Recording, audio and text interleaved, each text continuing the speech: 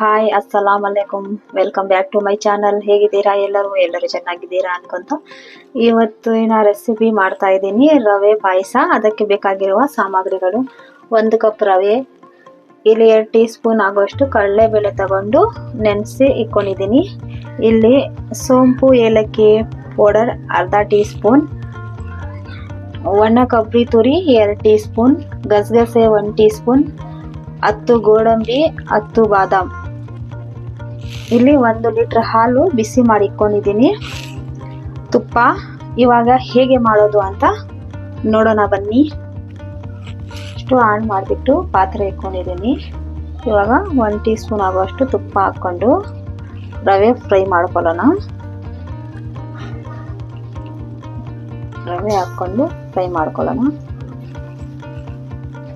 Low ಫ್ಲೇಮಲ್ಲಿ ಇಟ್ಟು fry ಮಾಡ್ಕೊಳ್ಳಿ, ಇಲ್ಲಾಂದ್ರೆ ಇದು ಫ್ರೈ ಆಗಿದೆ. ಇವಾಗ ಸ್ಟವ್ ಆಫ್ ಮಾಡಿಕೊಂಡು ಇದನ್ನ ಪಕ್ಕಕ್ಕೆ ಇಟ್ಕೊಳ್ಳೋಣ. ಇವಾಗ ಇದೇ ಪಾತ್ರೆಗೆ ತುಪ್ಪ ಹಾಕ್ಕೊಂಡು ಬಾದಾಮ್ ಗೋಡಂಬಿ ಫ್ರೈ ಮಾಡ್ಕೊಳ್ಳೋಣ.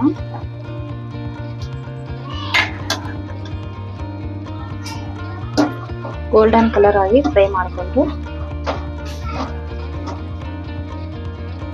ಇವಾಗ ಇದು ಫ್ರೈ ಆಗಿದೆ. ಇವಾಗ ಬೌಲ್ಗೆ ಸರ್ವ್ ಮಾಡ್ಕೊಳ್ಳೋಣ.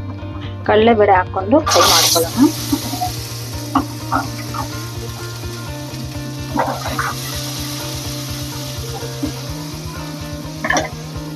ಇವಾಗ ಗಸಗಸೆ ಕೊಬ್ಬರಿ ತುರಿ ಹಾಕೊಳ್ಳೋಣ.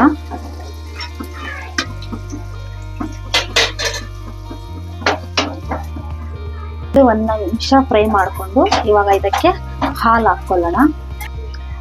ಇವಾಗ ಹಾಲು ಹಾಕ್ಕೊಂತೀನಿ. ಇವಾಗ ನಿಮ್ಮ ರುಚಿಗೆ ಬೇಕಾದಷ್ಟು ಸಕ್ಕರೆ ಹಾಕ್ಕೊಂಡು, ನೀವು ಎಷ್ಟು ಸಿಹಿ ತಿಂತೀರೋ ಅಷ್ಟು ನೀವು ಹಾಕ್ಕೊಳ್ಳಿ. ಇವಾಗ ಇದನ್ನ 1 ಕುದಿ ಬರಕ್ಕೆ ಬಿಡೋಣ.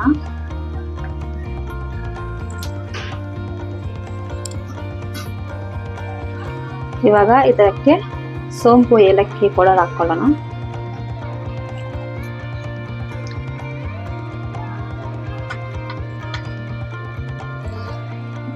ಈ ರವೆ ಪಾಯಸದಲ್ಲಿ ಏಲಕ್ಕಿ ಪೌಡರು, ಸೋಂಪಿನ ಪೌಡರ್ ಹಾಕಿದ್ರೆ ತುಂಬ ಟೇಸ್ಟ್ ಇರುತ್ತೆ, ತುಂಬ ರುಚಿಯಾಗಿರುತ್ತೆ. ಒಮ್ಮೆ ಈ ಥರ ನೀವು ಟ್ರೈ ಮಾಡಿ ನೋಡಿ, ತುಂಬ ಟೇಸ್ಟ್ ಇರುತ್ತೆ. ಇವಾಗ ಇದಕ್ಕೆ ರವೆ ಹಾಕೊಂಡು ಮಿಕ್ಸ್ ಮಾಡ್ಕೊಳ್ಳೋಣ.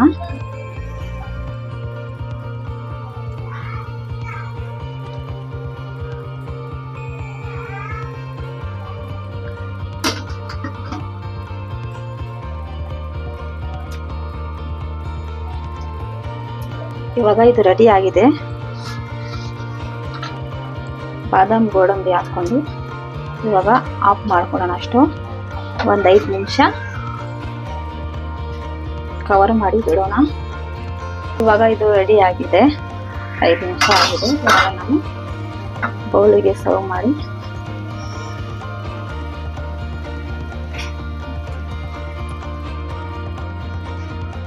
ರುಚಿಕರವಾದ ರವೆ ಪಾಯಸ ರೆಡಿ ಆಗಿದೆ. ವಿಡಿಯೋ ಇಷ್ಟ ಆಗಿದ್ರೆ ಲೈಕ್ ಮಾಡಿ, ಶೇರ್ ಮಾಡಿ, ಕಮೆಂಟ್ ಮಾಡಿ. ನನ್ನ ಚಾನಲ್ ಅನ್ನು ಇನ್ನೂ ಸಬ್ಸ್ಕ್ರೈಬರ್ ಆಗಿಲ್ಲ ಅಂದ್ರೆ ಸಬ್ಸ್ಕ್ರೈಬ್ ಮಾಡ್ಕೊಳ್ಳಿ. ವಿಡಿಯೋ ನೋಡಿದ್ದಕ್ಕೆ ಧನ್ಯವಾದಗಳು. Thank you.